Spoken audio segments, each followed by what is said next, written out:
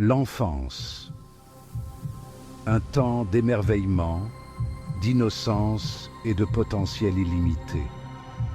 C'est une période où chaque jour est une nouvelle aventure, où les rires résonnent comme une mélodie douce et où les rêves semblent à portée de main.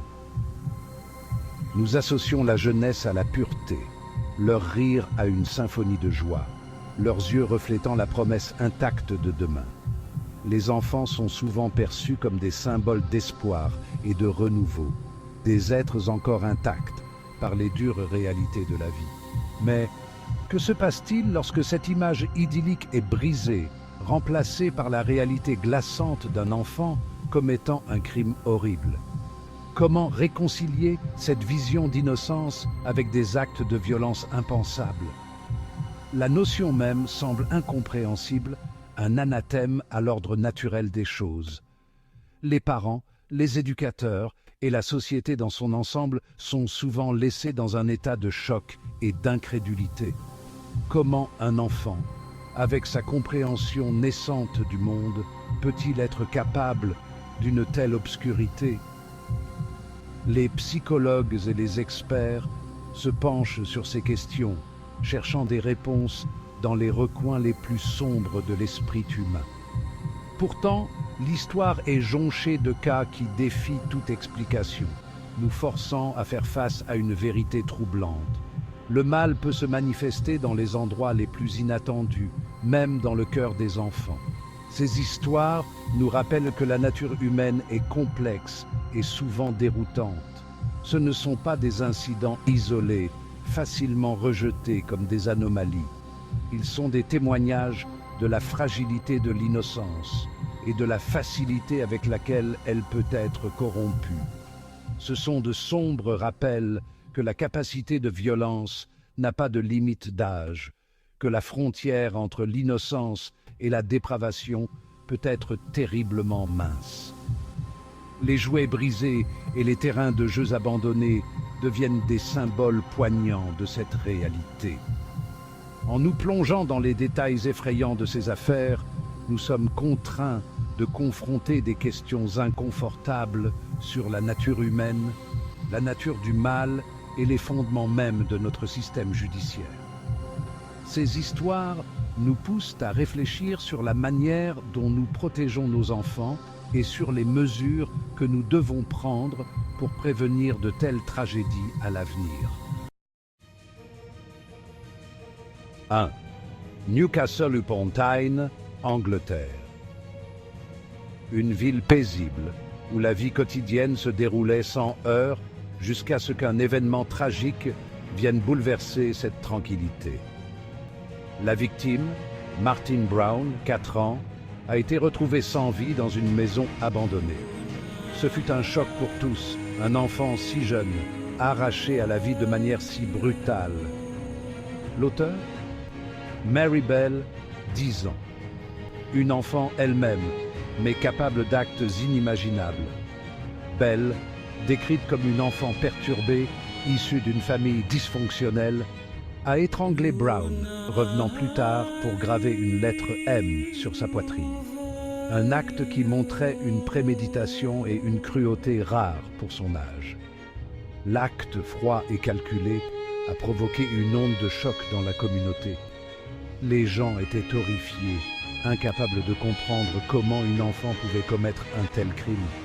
Des mois plus tard, Bell, avec une amie, a fait une autre victime, Brian Howe, 3 ans. La communauté, déjà ébranlée, était maintenant plongée dans la peur et l'incrédulité. Cette fois, la brutalité s'est intensifiée. Howe a été étranglé, son corps mutilé, ses cheveux arrachés. Les détails étaient si horribles qu'ils semblaient sortir d'un cauchemar. Les filles ont même placé de l'herbe dans sa bouche, un dernier acte d'irrespect effrayant. Ce geste macabre montrait une absence totale de remords. Lors de son procès, Bell a fait preuve d'un détachement glacial, apparemment insensible à la gravité de ses crimes. Son comportement a laissé les observateurs perplexes et inquiets. Les psychiatres ont dépeint le portrait d'une enfant déformé par la maltraitance et la négligence. Son jeune esprit transformé en une grotesque parodie de la normalité. Ils ont tenté d'expliquer comment une enfance brisée pouvait mener à de tels actes. Reconnue coupable d'homicide involontaire, Belle est devenue la plus jeune détenue de Grande-Bretagne. Son incarcération a marqué le début d'une vie sous surveillance constante. Son cas a suscité l'indignation et le débat, soulevant des questions sur la culpabilité des enfants et la nature même du mal.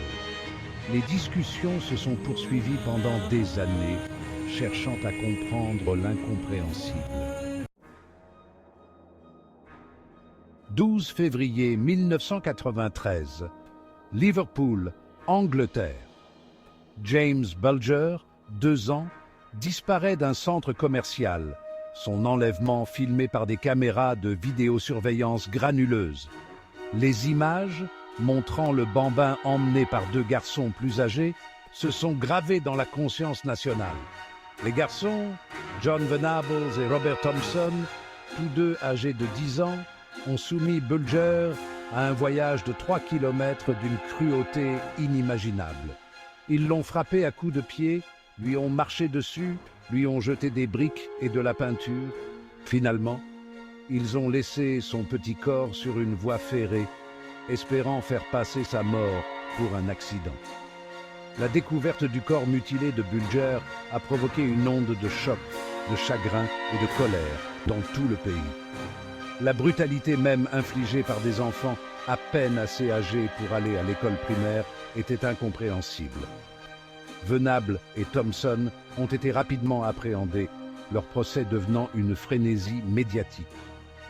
Malgré leur âge, ils ont été jugés comme des adultes, reconnus coupables de meurtre et condamnés à une peine indéterminée.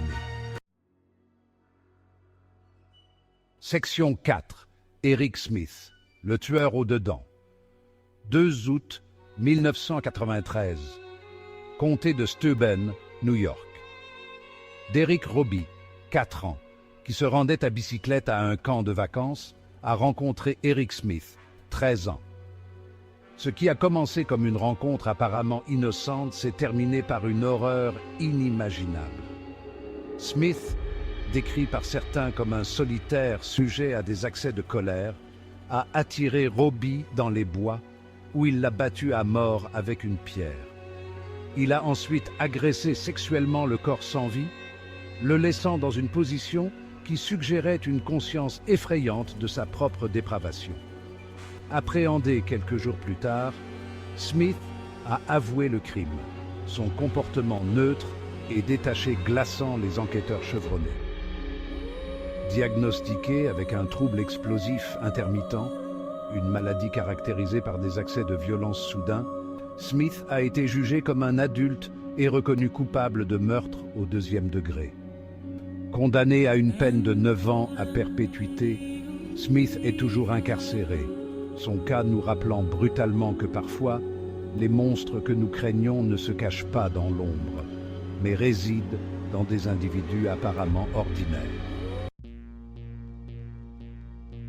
Section 5. Le poids de leurs actes, justice et réhabilitation.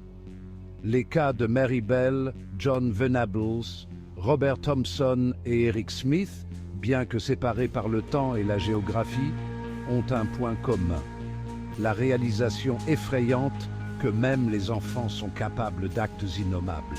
Ces jeunes, à des âges où l'innocence devrait encore dominer, ont commis des crimes qui ont choqué le monde entier. Leurs histoires sont devenues des symboles de la perte de l'innocence et de la complexité de la nature humaine. Leurs crimes, gravés dans les annales de l'histoire criminelle, nous obligent à nous attaquer à des questions inconfortables sur la nature du mal, l'âge de la responsabilité et la possibilité de réhabilitation. Comment la société doit-elle réagir face à de tels actes? Devons-nous punir sévèrement ou chercher des moyens de réhabiliter ces jeunes esprits? Un enfant dont l'esprit est encore en développement Peut-il réellement comprendre le poids de ses actes? La psychologie de l'enfant est complexe et en constante évolution. Les experts se demandent si ces jeunes peuvent vraiment saisir les conséquences de leurs actions ou s'ils agissent sous l'impulsion de facteurs qu'ils ne comprennent pas encore. Peut-on le tenir entièrement responsable de crimes qui feraient froid dans le dos d'adultes endurcis? La question de la responsabilité est d'autant plus délicate lorsqu'il s'agit de jeunes délinquants. La société doit-elle les juger avec la même sévérité que les adultes ou doit-elle prendre en compte leur âge et leur capacité de réhabilitation?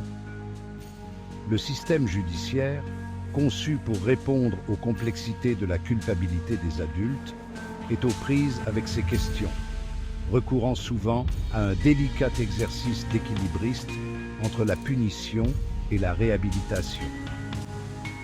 Les juges, les avocats et les experts en psychologie travaillent ensemble pour trouver un équilibre juste et équitable. Pour certains, l'idée même de réhabiliter un enfant qui a commis des actes aussi odieux est un anathème. Ils croient fermement que la punition doit être sévère et immédiate, sans possibilité de réhabilitation. Ils soutiennent que certains crimes sont si monstrueux, si dépourvus d'humanité, que leurs auteurs sont irrécupérables. Pour eux, la société doit se protéger en isolant ces individus pour toujours. D'autres, cependant, s'accrochent à la conviction que l'enfance, avec sa capacité inhérente de changement et de croissance, offre une lueur d'espoir. Ils croient en la possibilité de rédemption et de transformation, même pour ceux qui ont commis les pires actes. Ils affirment que, même dans les cœurs les plus sombres, une étincelle d'humanité peut être entretenue, que la rédemption, bien qu'elle soit un voyage long et ardu, n'est pas totalement hors de portée. La réhabilitation, selon eux, est un processus qui nécessite du temps, de la patience et des ressources, mais qui peut finalement mener à une véritable transformation.